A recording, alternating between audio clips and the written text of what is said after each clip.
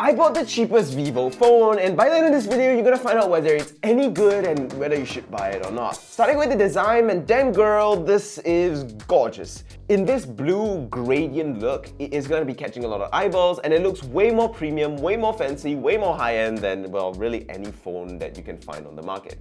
Awesome. While I do hate how they faked having a dual camera with the second camera really just being a flash, there are worse crimes out there, and overall I think this phone looks awesome. It's also pretty well built with a sturdy metal construction, and I do like how it feels in the hand. Very, very nice. So basically identical to the Oppo A17K in terms of like build and weight.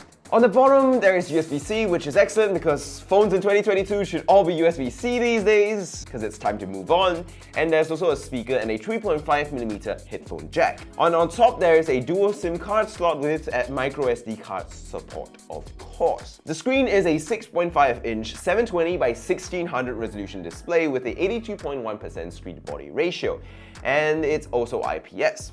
It's okay with brightness, though it struggles in the sun, and there isn't a specific brightness that's been listed that I could find, but it seems to be about as bright as the Oppo A17K in its normal peak brightness mode, so I would estimate it to be about 450 nits. It's visible somewhat outdoors, but really it struggles, so be prepared to squint or like cover the screen and things like that. Viewing angles are nice though, and the colors are pretty enjoyable. There's a good punch to them, but not really anything particularly special. It's definitely not giving OLED vibes. I mean, it is a LCD after all. Its touch responsiveness is also pretty good. It's not the greatest ever, though I feel like it's slightly behind its competition. Though that comparison is coming really soon with a giveaway for those phones, so make sure you subscribe for that. The Vivo is running Android 12 as well, and it uses Vivo's FunTouch 12 UI. And I surprisingly like it quite a bit. It looks clean, it's quite light, and there are some additional features here and there that actually make it a reasonable upgrade over stock Android. In my opinion, it's far superior to MIUI, which is way too intrusive. It also has 32 or 64 gigs of storage, and GSM says you can either spec it with 2 or 3 gigs of RAM, though according to CPU-Z, this has 3.8 gigabytes of RAM, so I don't know who is more accurate here, CPU-Z or GSM Arena. Watching movies and media is definitely a good time on here. The speakers are reasonably good, and the sound has some semblance of detail and clarity to it, though it's still really not that great. But it's actually pretty loud for the price, and I think the earpiece that's used for phone calls does act as a double speaker, so it does get pretty forward-facing and pretty loud, which I approve of. The camera, on the other hand, is not as good of a time. It's very usable, by the way, for brightly lit situations outdoors or in a brightly lit room, and the 8-megapixel rear camera does give you a good amount of detail, but it does collapse in low light.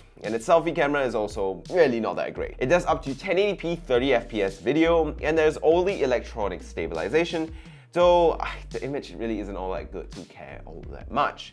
In low light, it just absolutely collapses, and it doesn't even have a night mode to try to compensate for it. So if you're shooting in the dark, try to get some lights on or try to use the flash if possible. It also doesn't have a portrait mode like some of its competitors, though I personally would rather no portrait mode than a portrait mode that doesn't really work all that well. Another thing I don't like the lack of on this phone is not camera related. It's the fact that it does not have a fingerprint sensor. You have to rely on face unlock, which is fast enough, but I don't know how safe and, precise it is. I don't know how secure it is of a locking system. In conclusion then, the Vivo Y02s.